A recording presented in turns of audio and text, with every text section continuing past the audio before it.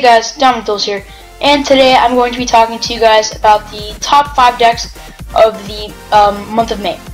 So as of the latest ban list, which would be the April 1st ban list, Vanities got limited, Bionic got semi-limited, Preparation of Rites got limited, Skill Drain got limited, a lot of stuff got hit, and some decks it affected greatly, for example Cliff Forts.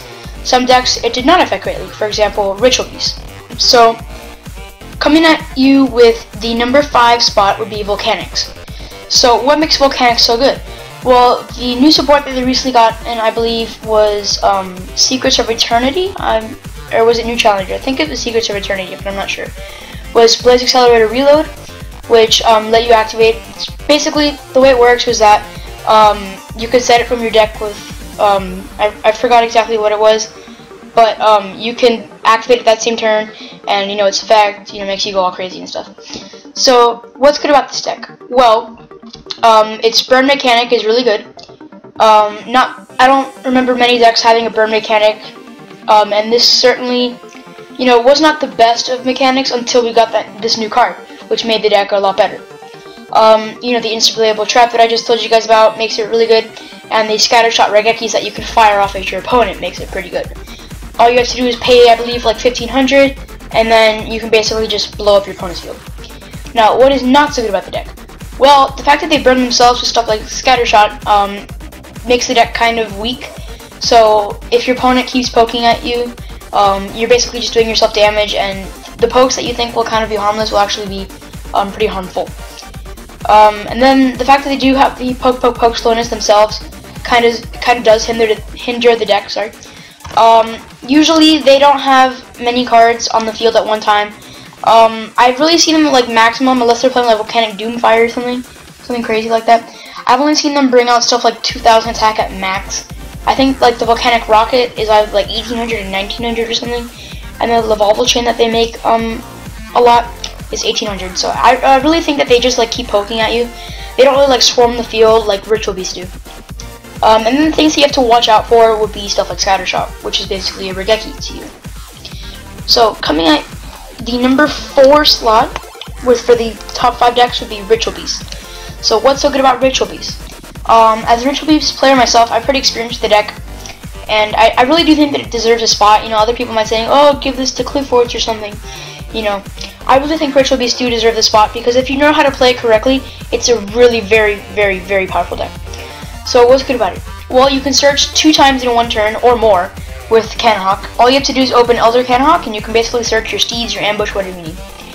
Another great thing is that you can't really mirror force them. For example, sorry, the ulti fusion monsters. If you try and mirror force them, they'll just chain and they'll return themselves to the extra deck. And so it really won't hurt them. And then it brings out 2 more monsters in defense position that aren't affected by mirror force. Two more monsters for you to deal with. The fact that Steeds doesn't target is very handy. It gets around a lot of cards. The fact that, if you try and do anything to the ulti monsters, they'll just fly way back into the extra deck, and they'll bring you 2 more monsters to deal with. And then the fact that, let's say, you burned an E-Telly, and your Elder just got banished, and your Petalfin just got destroyed by battle by some big monster. All you have to do is, you're 1 ambush away from another ulti Cannonhawk. All you have to do is activate that ambush, you get that Elder back, you got the Petalfin back, boom. You're back on the game. You're back in the game. So, what's not so good about the deck? Well, if you brick with this deck, you're basically going to lose. I would know from experience. If you open, I don't know, say 3 Mind Crush, or 2 Mind Crush, 2 Ambush, and a Wen, you're not going to be having a high chance of winning. I guess you can sort of protect your Wen until you draw a Spiritual Beast with your Steeds, but if they get some sort of combo off, you're basically screwed. And the fact that they can only special once is sort of hindering the deck. However, if they were able to special summon, an unlimited amount of times, they just keep looping on with the ulti monsters, and that would really be good for the game. So, what do we watch out for? Well, if you're playing against this deck, watch out for Steeds. It can really catch you off guard. It can sort of, completely stop your plays.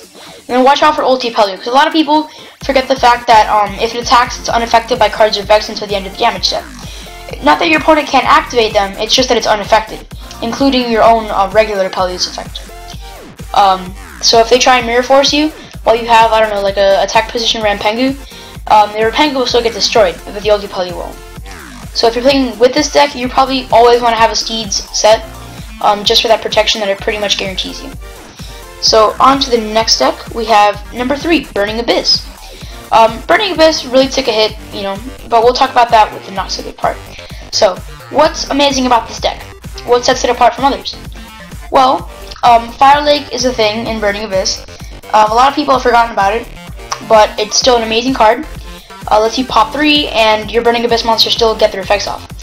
The first hit ability of the deck is really good. The ability to start the field, a lot of times with a double Dante or Downward Magician, really is very hard for your opponent to get over with one hand. You know, unless you're playing like NEKROZ or something where you can just like trish them away, it'll be kind of hard to get over. Especially for certain decks that they're like a poke type deck. You know, for example, VOLCANICS, they don't have anything to get over Dante specifically. And the future support that this deck is getting, for example, the Dante Pilgrim of the Burning Abyss, the level 9 fusion monster. The fusion spell card that they're getting, I believe it has an okay effect when it's sent to the grave. And the 2 new monsters that you're getting, one lets you stack cards. That'll actually be really good. And then what's the not so good about this deck? Of course, Tour Guide 1-to-1, so its consistency took a huge hit. The ability to just, you know, start off with a Tour Guide, Scarm, switch another Tour Guide, basically kept the deck really consistent, you know, kept it going, floating, all that. And, but now with Tour Guide at 1, it's much less likely to happen, so it really hurts the deck, but of course the deck is still very good. So, another thing that is really effective against the deck that makes it sort of not as well as it used to be, well, this was actually always something that hurt the deck, which was Floodgates. And I've seen a lot of people actually start playing Skill Drain in Burning Abyss. Of course, Vanity is going to 1 help the deck because they special summon from the hand a lot. But Floodgates, like, I'm talking specifically Macro and D-Fissure, just completely, like, screw the deck. And then if you're playing the deck, what do you watch out for? Well, personally, I would watch out for Dante, you know, starting double Dante. And, when they use Fire Lake on you, you know, that's just devastating for anyone to take out 3 of your monsters.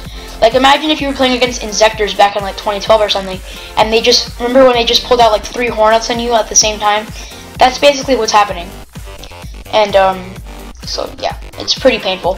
Now, coming in at number 2 spot, is a deck, well, 2 decks, actually, that I think went for a tie, which, of course, are, Satellar Knights and SHADDOLS.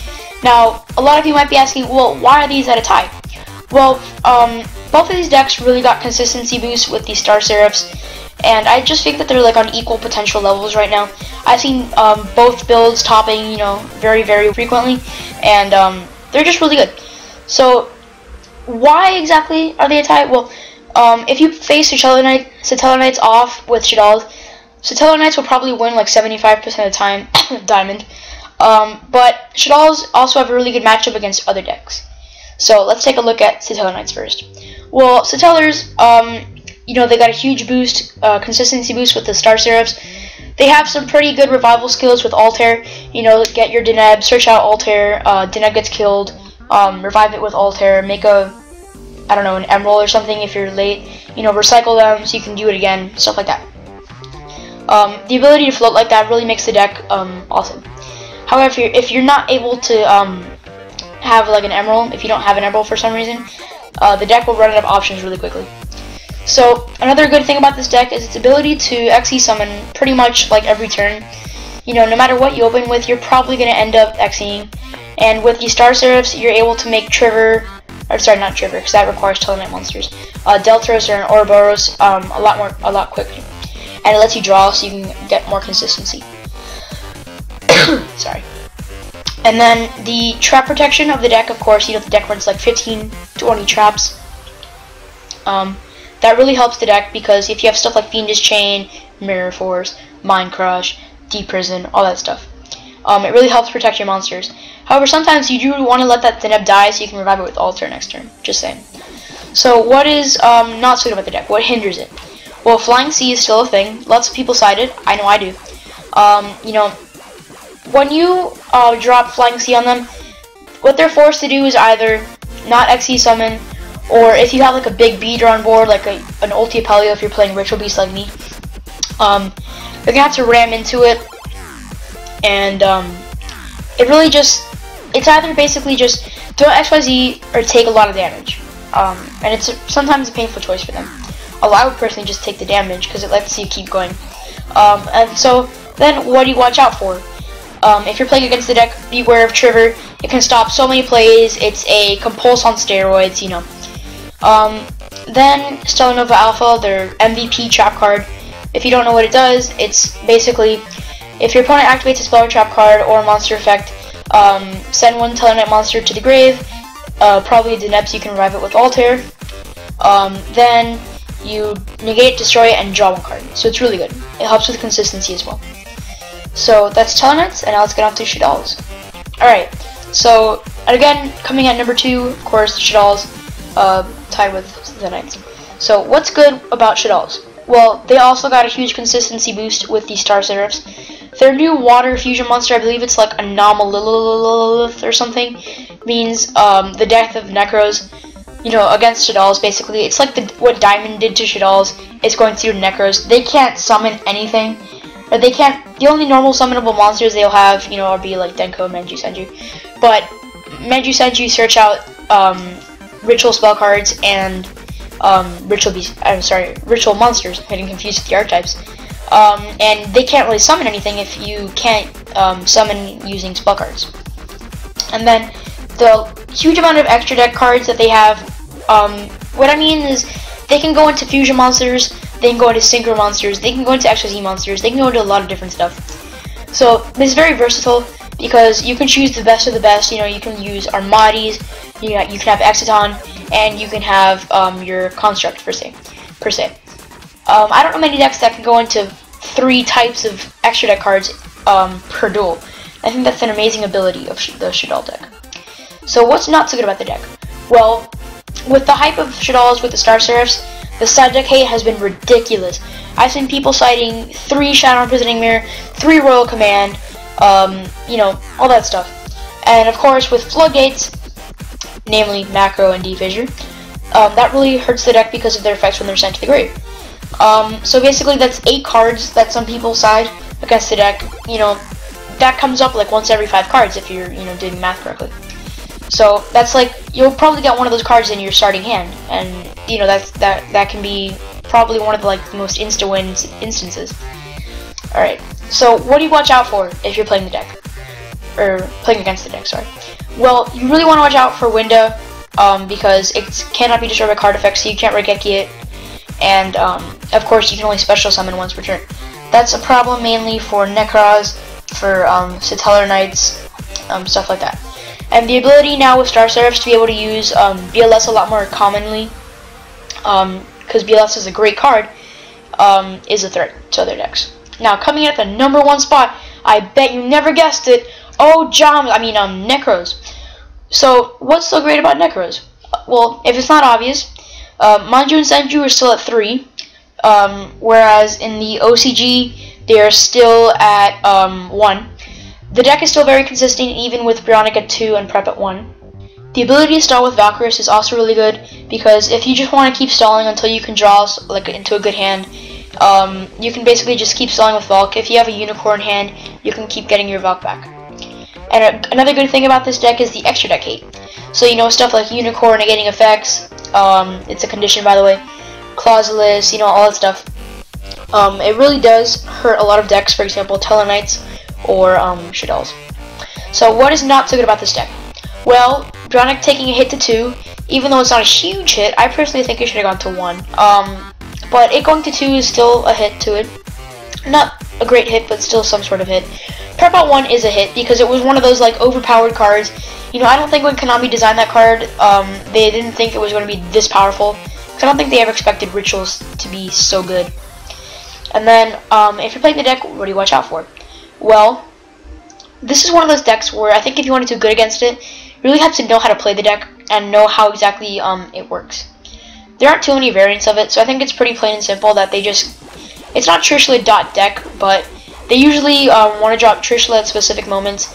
So you really want to Really want to be ready for that Trishula. Have that Mirror the Ice Berry ready. You know, whatever you need. Then the ability to use Valkyries.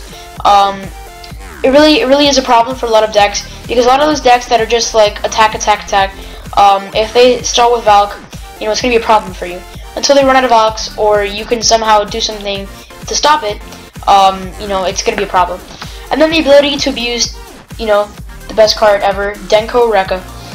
Let's say you're playing Satella Knights, you know, you set 5 because you open 5 Speller Trap cards, and they just drop a Denko. Unless you have a warning, you're pretty much screwed. So that's NEKROZ special summons more than normal summons. Its normal summonable monsters are Manju, Senju, a Dance Princess if you're using it, and Denkos, because you're not going to normal summon your Shuri. So a lot of the time you can just normal summon Denko, and you can have a Valk on the field or Trish on the field, and it's basically a game for your opponent. That's one of the reasons why this deck is so powerful, the ability to abuse Denko. That's one of the reasons SHADDOLLS were so powerful as well. So yeah, NEKROZ #1, next to Ajamas, of course. So that is my May 2015 top 5 decks. Hope you guys enjoyed. Make sure to like, comment, and subscribe. And this was DominantDuels, signing out.